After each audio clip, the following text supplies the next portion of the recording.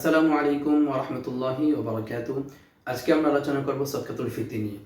সদকাতুল ফিতর আমাদের সমাজের মাঝে অনেকটাই অস্পষ্টতা রয়েছে।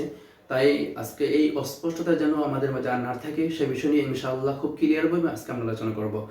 তো শরীয়তের দৃষ্টিকোণ থেকে সদকাতুল ফিতর আদায় করা ওয়াজিব। কারণ হাদিস শরীফে এসেছে আল্লাহর হাবিব সাল্লাল্লাহু আলাইহি সাল্লাম সদকাতুল ফিতর আবশ্যক করেছেন। তাছাড়া যাকাত হচ্ছে একটি আর্থিক ইবাদত, ঠিক তেমনিভাবে সদকাতুল ফিতরও একটি আর্থিক ইবাদত। আর এই ইবাদত আমরা কিভাবে সঠিক পন্থায় আমরা আদায় করতে পারি সেই বিষয় নিয়ে আজকে আমরা আলোচনা করব। তো আমাদের সুবিধার জন্য আমি 3টি পয়েন্ট আকারে আলোচনা করব।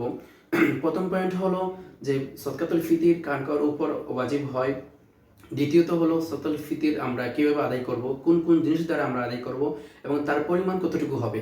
তৃতীয়ত হলো সদকাতুল ফিতর কখন আমাদের উপর ওয়াজিব হয়। তো প্রথম পয়েন্ট নিয়ে আলোচনা করি। প্রথম পয়েন্ট হলো যে সদকাতুল ফিতর কার কার উপর ওয়াজিব হয়। সেক্ষেত্রে দুইটি শর্ত আমরা এখানে পাই। প্রথম শর্ত হলো সদকাতুল ফিতর ওয়াজিব হওয়ার ক্ষেত্রে ব্যক্তির মুসলমান হওয়ার জন্য শর্ত। তো মুসলমান ব্যক্তি হতে হবে, চাই সে পুরুষ হোক কিংবা নারী হোক, ছোট হোক কিংবা বড় হোক, স্বাধীন হোক কিংবা গোলাম হোক। মোট কথা হলো মুসলমান ব্যক্তি পুরুষ নারী যেই হোক না কেন তার উপর সদকাতুল ফিতর আবশ্যক। গড়ে কর্তা যিনি থাকবেন তার অধীনে যে সমস্ত লোকেরা থাকবে তাদের পক্ষ থেকে তিনি সদকাতুল ফিতর আদায় করবেন। দ্বিতীয় শর্ত হলো সাহেবী মাল, অর্থাৎ তিনি সদকাতুল ফিতর আদায় করার যোগ্য হতে হবে, অর্থাৎ তিনি নেশাব পরিমাণ মালের মালিক হতে হবে। দ্বিতীয় পয়েন্ট ছিল আমাদের আমরা কোন কোন জিনিস দ্বারা সদকাতুল ফিতর আদায় করব এবং তার পরিমাণ কতটুকু হবে। সদকাতুল ফিতর আদায় করার ক্ষেত্রে আমরা শরীয়ত কর্তৃক দুইটি মাপ নির্ধারণ করা হয়েছে। সেই দুইটি মাপ হলো এক সা বা নিসফ সা। খেজুর, কিশমিশ, জব এগুলো দ্বারা আদায় করতে চাইলে আমরা এক সার পরিমাণ আদায় করব। এছাড়া যদি আমরা গম দ্বারা আদায় করতে চাই আমরা নিসফ সা দ্বারা আদায় করব।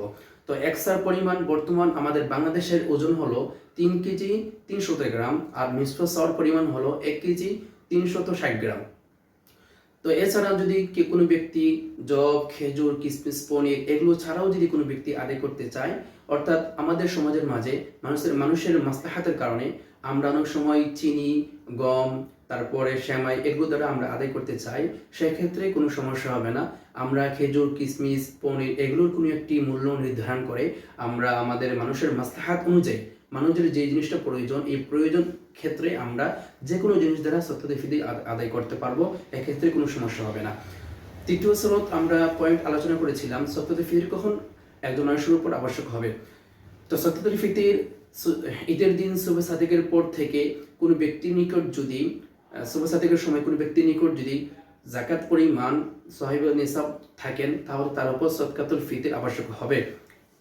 অর্থাৎ কোনো ব্যক্তির নিকট যদি 52 তোলা রূপা, 7.5 তোলা স্বর্ণ এবং তার নিকট যদি এর সম পরিমাণ অর্থ নগদ থাকে এবং তার নিত্য প্রয়োজনীয় জিনিসপত্র ছাড়া যদি তার কাছে অতিরিক্ত সম্পদ থাকে তাহলে তার উপর সদকাতুল ফিতর আদায় করা ওয়াজিব।